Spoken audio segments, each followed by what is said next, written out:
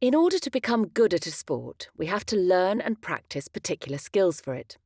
In this pod, we'll look at the various classification of skills.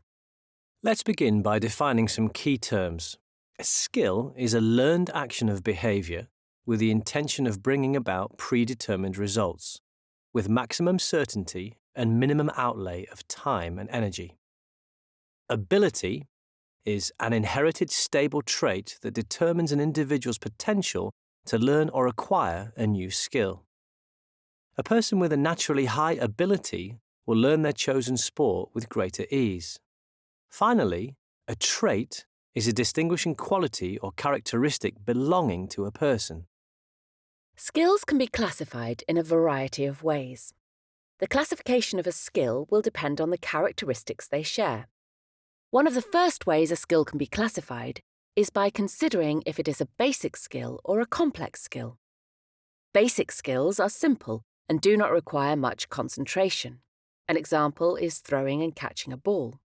These skills require less concentration because they are not very physically or mentally demanding. It's important to learn basic skills before a performer can progress to complex ones. Complex skills take more time to learn because they require a higher level of concentration.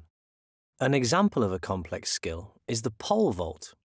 This exercise has a number of sections that it takes time to learn and to link together.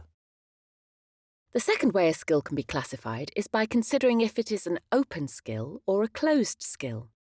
An open skill is one that is performed in a certain way to deal with a changing or unstable environment. Put more simply, this means that a performer must be able to adapt to changing situations.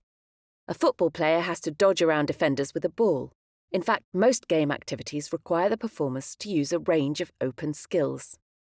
In comparison, closed skills are unaffected by the environment or performers within it. The skill will always remain constant and does not have to adapt. An example of a closed skill is the trampoline routine. This will be the same every time and is not affected by environmental factors. Another thing to consider is if the activity involves a self-paced skill or an externally paced skill. A self-paced skill begins when the performer decides to start it. They have full control over how fast the skill is performed.